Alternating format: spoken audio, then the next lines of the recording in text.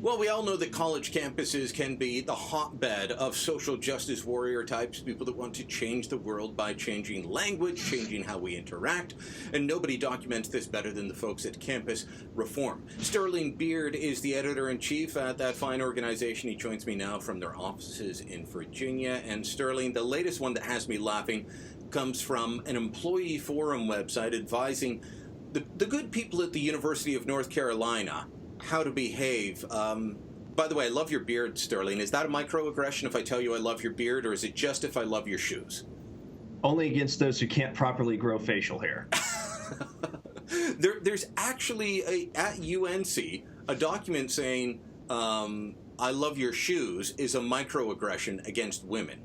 Fill us in, first off, for people that don't know what a microaggression is. I mean, this is a term really only used by academics on college campuses. What it is and why telling someone, specifically a woman, their shoes look good is a no-no.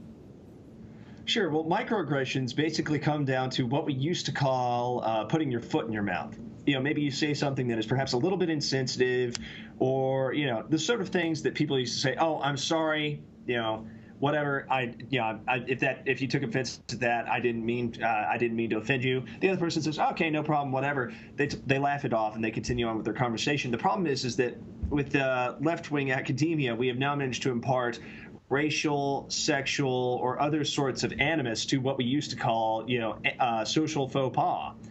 Now, when it comes to the specific instance of why saying I like your shoes might be a microaggression, the guide that we're discussing here, which was put up by members of the university faculty and staff, says, quote, I love your shoes when said to a woman in leadership during a Q&A after a speech. The message is, quote, I notice how you look and dress more than I value your intellectual contributions. How you look is really important, unquote. Okay, but look, people spend a lot of money on their clothes, on their shoes. I'm not saying just women, but if you're wearing a nice pair of shoes and someone gives you a compliment, that's a compliment, no? You would think, but you don't spend all day sitting in the ivory tower navel gaze. Look, the fact of the matter is that if you go through this list, which was compiled by members of the faculty and staff, it has various different social identity groups that can be microaggressed based on race, gender identity, religion, sexual orientation, ability, national origin, and class. As a matter of fact, with the class one, a microaggression would be saying, quote, and this is really directly from this guide, quote, I think we should have our staff retreat at the country club. Let's plan a round of golf. Because you're assuming that employees have the financial wherewithal to, quote, financial resources and exposure to a fairly expensive and inaccessible sport. Look, if you're working at one of these universities, chances are you have the financial resources to go. My understanding, everybody I know that works at a university tends to be well paid, so they can probably afford that round of golf. This is, it's almost like a reverse snobbery, of saying that's too expensive, therefore no one can do it. To a point, exactly. And like I said, the whole thing is this sort of desire to make language so utterly benign that nobody can be offended, that no one's feelings can get hurt, that nobody can display superiority over someone else, even if inadvertently. The problem is that that's not how language works, because that's not how life works. People are going to make mistakes. They're going to put their foot in their mouth. They're going to embarrass other people. They're going to make fools of themselves. It's unavoidable because it's human nature, but that has not stopped academia from attempting to police its own language. Remember, this is a guide put up by members of the staff and faculty for members of the staff and faculty. It's not even an official university policy. As a matter of fact, after Campus Reform reported on it, they password protected the document, the blog post as it were, and then eventually pulled it entirely from their website. The university was pretty embarrassed by it. Well, and they should be. I mean, it says that you should not use words like boyfriend, girlfriend, husband, wife, because that implies, that someone has not, that they're not a member of the LGBTQ community until they self-identify as such. Well, I'm sorry, Sterling, if you and I are working together, I'm not going to say, hey, you and your girlfriend or your wife should come over unless I know you have a girlfriend or a wife. I'm not going to assume one way or another. You and your significant Yeah, exactly. Well, I mean, what exactly is the alternative? Saying, perhaps you and your significant other, parentheses S, should join us for, of your significant But others of indeterminate gender and sex should join us for a nice outing, but not at the country club. where golf is So- is too exclusive. But I mean, even that, Exactly. just common sense would dictate. I wouldn't invite you and your significant other out. She might be single, and I don't want to stick my foot in my mouth. This is just normal social interaction. You don't say, "Oh," you'd say to your coworker, "Is Sterling seeing anyone? Is he married?" Oh, we're not sure. Hey, Sterling. You ask people. This is normal Sure. social interaction, and it seems like they're trying to stamp out normal social interaction, and I don't know, replace it with, as you said, language so benign it means nothing. Precisely. I mean, even this one of my favorite sentences here is, "I don't know any LGBTQ people." Now, are you familiar with the whole LGBTQ acronym? Oh yeah.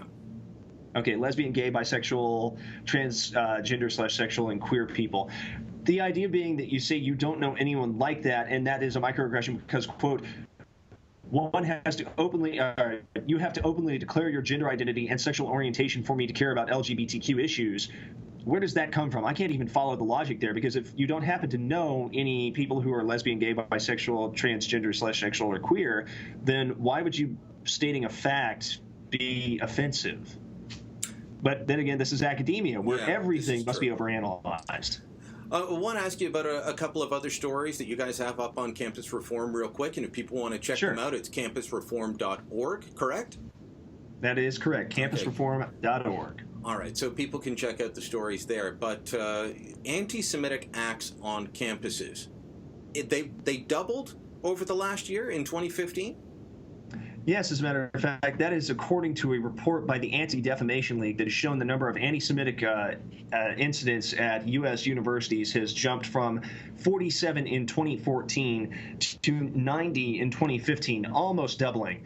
And you can see examples of that sort of anti-Semitic behavior at, take a look at what happened last month at the University of California, Irvine, where Muslim students reportedly disrupted a pro-Israel event, chanting around outside loudly enough that they could be heard indoors at a movie screening. Things such as, let me see if I can find the quote here, Intifada, Intifada, long live the Intifada, displacing people since 48, there's nothing here to celebrate, and perhaps a little less eloquently and unrelatedly, F the police. But that's the sort of behavior that you can get when it comes to anti-Semitic acts on college campuses. But meanwhile, another story you have up shows that both CARE, the Council on American Islamic Relations, and UC Berkeley are saying that it's conservative groups that are responsible for hatred. This is all stems from the Orlando terrorist attack, and it's conservatives spreading Islamophobia. Well, exactly. Look, this is a joint study from the University of California, Berkeley, and CARE, talking about Fox News, National Review, and the Rush Limbaugh Show being elements of, and I'm not making up this title, quote, the, quote, U.S. Islamophobia Network. And look, this goes back to the sort of efforts on the behalf of progressives, the behalf of liberals, to make conservatism itself absolutely unacceptable in polite society. The idea being that the very worldview is illegitimate because it allegedly promotes Islamophobia. Well, it's one of those things where I see that as an effort to sort of silence dissenting opinion, because if you can get somebody labeled a racist in American society and accepted as by a large number of people as racist, their lives, their careers are basically over. Look at what happened to the Clippers owner, Donald Sterling, after words that he said in private were broadcast, and he said some very racist things, yes, but it didn't have any bearing on how, as far as I can tell, he ran his NBA team, but he was gone. This is an attempt to delegitimize conservative opinion in the news media by labeling it racist. Oh, absolutely. And you see that sort of thing even when it's not coming to it racist. They sort of try to pathologize conservatism. You'll see reports every now and then about, conservatives are more prone to authoritarianism or this, that, and the other thing. And even if the reports turn out not to be true, they get the initial burst of news saying that conservatives are somehow ill in the head, and then they can go around trumpeting how conservatives are mentally deficient. So there's always this ongoing effort to delegitimize legitimize conservatism as a very state of mind by labeling it crazy or bigoted or intolerant or anything else under the sun. All right, Sterling, great work over at Campus Reform. Keep it up. We'll continue watching, and we'll speak to you again, I hope. Thank you very much. Sterling Beard is the executive editor over at Campus Reform. Do check it out, or sorry, editor-in-chief at Campus Reform. Do check it out, campusreform.org. Thanks for watching. Click here to never miss a Rebel update. Want even more of the Rebel? Well, click here to become a premium member.